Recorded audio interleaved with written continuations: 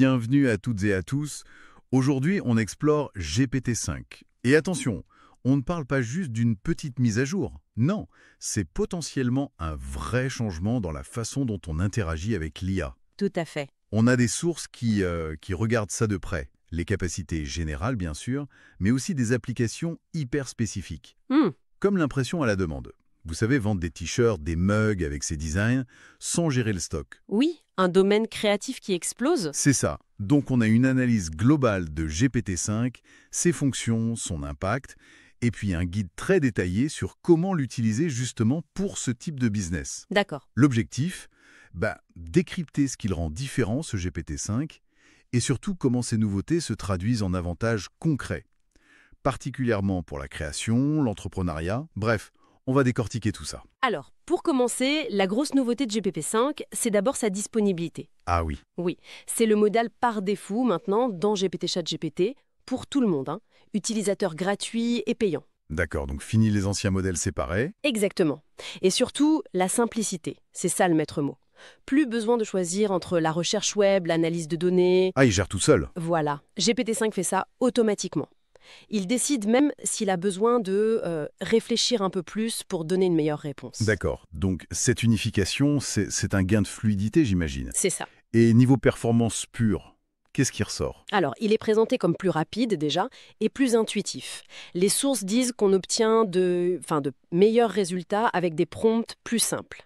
Intéressant ça. Et surtout, OpenAI annonce moins d'erreurs factuelles, les fameuses hallucinations. Mhm. Une meilleure compréhension des émotions aussi, et il serait moins trompeur.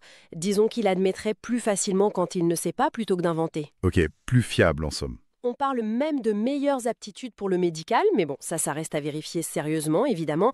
Globalement, il dépasse les benchmarks classiques. Plus fiable, plus simple, mais est-ce qu'il est le meilleur absolument partout? Pas forcément. Sur des tâches très spécifiques, genre les maths très poussées ou certaines finesses multilingues. Oui, Des concurrents comme Claude Opus 4.1 ou Gemini DeepSeek semblent garder une longueur d'avance d'après les comparaisons actuelles. d'accord. L'impact majeur de GPT-5, c'est vraiment de rendre une IA très performante accessible aux utilisateurs gratuits. Ça, c'est une révolution pour eux. Je vois. Pour les autres, les utilisateurs payants, c'est un confort appréciable, avec toutes ses capacités bien intégrées. Bon, cette base plus solide, plus intuitive, ça ouvre la porte à des usages plus poussés, j'imagine. Et là, les sources sur l'impression à la demande sont assez fascinantes. Ah oui, on en. Racontez. Elles montrent comment GPT-5 devient un vrai assistant créatif, pas juste un outil qui exécute. Par exemple, pour générer des idées de texte, des slogans, des descriptions de produits pour Amazon Merch ou d'autres plateformes, Mhm. il ne fait pas que lister. Il propose des tournures plus percutantes, plus ciblées. Genre Curls Get the Girls pour des articles de sport ou Warning 14 Unfiltered pour un t-shirt d'anniversaire. On sent qu'il capte mieux le contexte, l'intention. Et cette meilleure compréhension, on la retrouve aussi dans le visuel. Même si le générateur d'images derrière n'a pas changé, si. Non, justement, le générateur d'images reste le même. D'accord. Mais la capacité de GPT-5 à mieux interpréter la demande, ça mène à des concepts de design plus pertinents. Les sources donnent l'exemple de générer des idées pour une niche précise, comme ce jeu de mots « Teaching is a work of art » pour les profs. Ah oui, c'est malin. Donc l'IA ne crée pas l'image différemment, mais l'idée de départ est meilleure grâce à GPT-5. C'est exactement ça. Et au-delà de la création d'idées neuves, il y a des fonctions d'adaptation, de fusion qui sont assez bluffantes. C'est-à-dire? Transformer un design existant dans un style différent, comme rendre une image florale, ou carrément combiner les éléments de deux images, un style Van Gogh appliqué à un chat ou un raton laveur mélangé à un bol de ramen. D'accord, là on sort des sentiers battus. Carrément. Ça ouvre des pistes créatives assez uniques. Et c'est là qu'on voit GPT-5 comme un partenaire en fait. Il ne fait pas que répondre, il aide à explorer, à mixer des idées. Tout à fait. Les sources parlent même d'une technique où on analyse les best-sellers. On lui montre ce qui cartonne déjà dans une niche via des captures d'écran. Oui, et alors? Et il peut proposer de nouvelles idées, originales, mais qui devraient plaire au même public, comme un design school squad avec des animaux, ou un truc en pixel art leveling up to second grade. En gros, il s'inspire de ce qui marche pour créer du neuf. Pas mal. On voit bien le lien là entre les améliorations générales, l'intuition, la fiabilité accrue et ces applications très concrètes.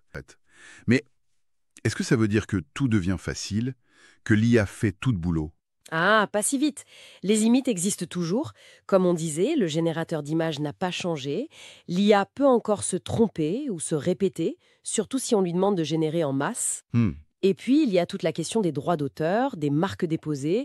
Là, la vigilance humaine reste absolument essentielle. bien sûr. Le succès dépend encore énormément de la qualité du prompt, de la façon dont on guide l'outil, dont on itère.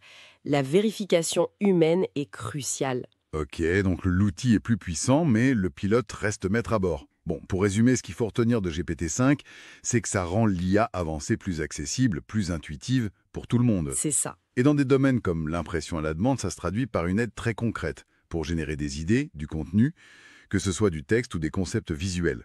Ça simplifie le processus créatif et même entrepreneurial. Moins de friction technique, plus de potentiel créatif en somme. Exactement. Et ça nous amène à une réflexion assez intéressante pour la suite. Je vous écoute. Si l'IA devienne si forte pour synthétiser ce qui existe déjà, pour générer des variations sur ce qui fonctionne, où va se nicher la prochaine étape de la créativité humaine? Bonne question. Peut-être dans l'art subtil de la curation, vous savez, choisir, affiner, ou dans la formulation du prompt parfait, unique, celui qui va vraiment débloquer quelque chose de nouveau. Ou alors, explorer des territoires conceptuels radicalement différents, là où l'IA, par sa nature qui est de synthétiser, ne peut pas encore aller. Hmm, une piste de réflexion, effectivement. Voilà, de quoi laisser nos auditeurs méditer un peu.